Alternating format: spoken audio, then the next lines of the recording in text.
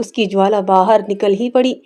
तात्पर्य यह था कि पशुपति ने कृष्णा के साथ विवाह करना निश्चय कर लिया था। वह उसे दूसरे घर में रखेगा और प्रभा के यहाँ 2 रात और 1 रात उसके यहाँ रहेगा। ये बातें सुनकर प्रभा रोई नहीं, वरन स्तंभित होकर खड़ी रह गई। उसे ऐसा मालूम हुआ कि उसके गले में कोई चीज अटकी है और वह सांस नहीं ले सकती। पशुपति ने फिर कहा, प्रभा, तुम नहीं जानती, जितना प्रेम तुमसे मुझे आज है उतना पहले कभी नहीं था। मैं तुमसे अलग नहीं हो सकता। मैं जीवन प्रयत्न तुम्हें इसी भांति प्यार करता रहूंगा। पर कृष्णा मुझे मार डालेगी, केवल तुम ही मेरी रक्षा कर सकती हो। मुझे उसके हाथ मत छोड़ो प्रिय। अभागिनी प्रभा, तुझसे पूछ पूछ कर तेरी गर्दन पर छुरी चलाई जा रही है। तू गर्दन झुका देगी या आत्मगौरव से सिर उठाकर कहेगी, मैं यह नीच प्रस्ताव नहीं सुन सकती। प्रभा ने इन बातों में एक भी ना की। वह अचेत होकर भूमि पर गिर पड़ी। जब होश आया कहने लगी, बहुत अच्छा, जैसी तुम्हारी इच्छा, लेकिन मुझे छोड़ दो। मैं अपनी माँ के घर जाऊंगी, मेरी शांता मुझे दे दो। यह कहकर वह रोती हुई वहां से शांता को लेने चली गई और उसे गोद में लेकर कमरे से बाहर निकली।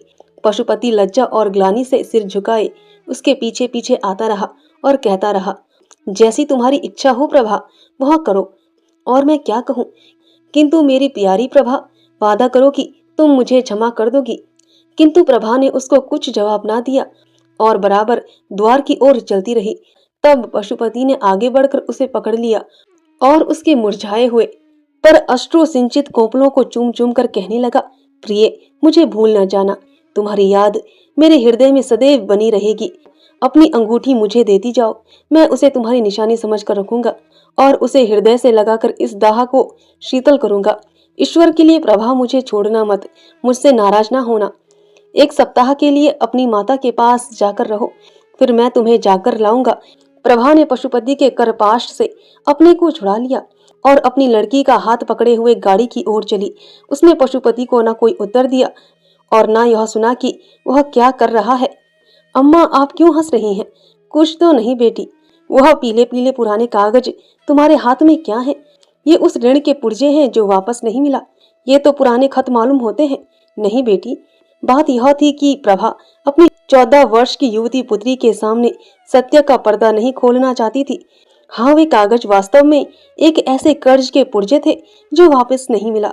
ये वही पुराने पत्र थे जो आज एक किताब में रखे हुए मिले थे और ऐसे फूल की पंखुड़ियों की भांति दिखाई देते थे, जिनका रंग और गंध किताब में रखे रखे उड़ गई हो। तथापि वे सुख के दिनों को याद दिला रहे थे और इस कारण प्रभा की दृष्टि में वे बहुमूल्य थे।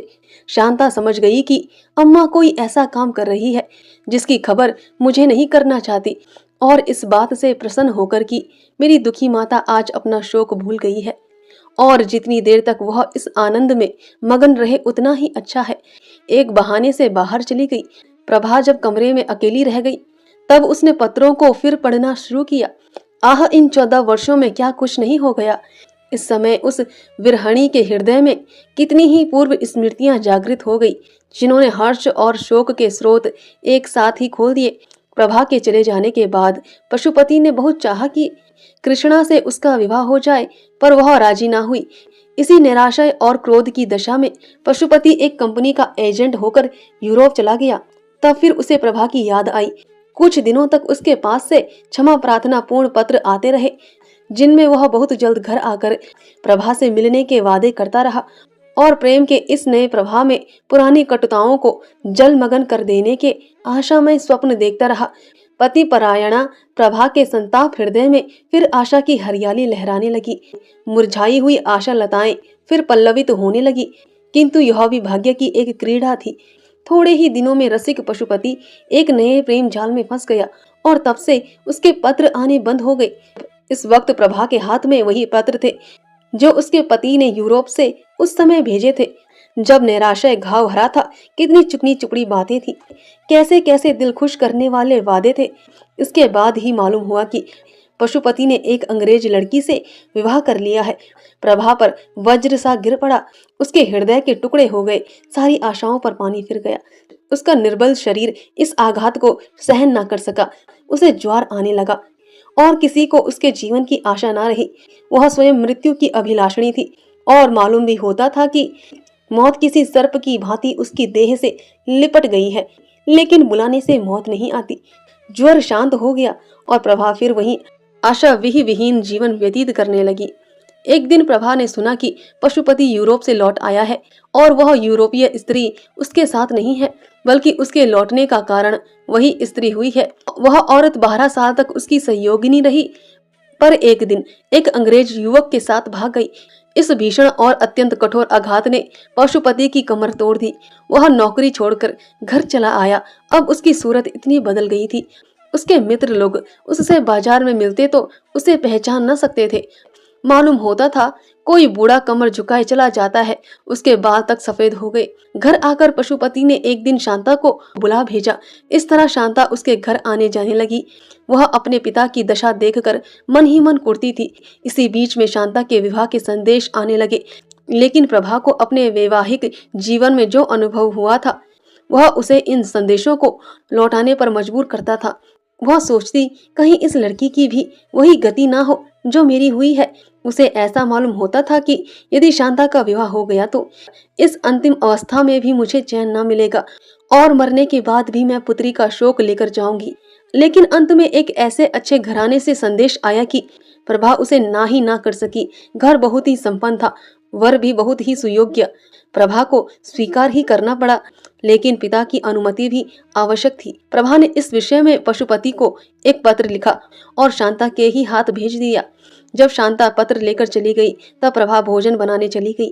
भांति भांति की अमंगल कल्पनाएं उसके मन में आने लगी और चूल्हे से निकलते हुए धुएं में उसे एक चित्र सा दिखाई दिया कि शांता के पतले पतले होंठ सूखे हुए हैं और वह कांप रही है।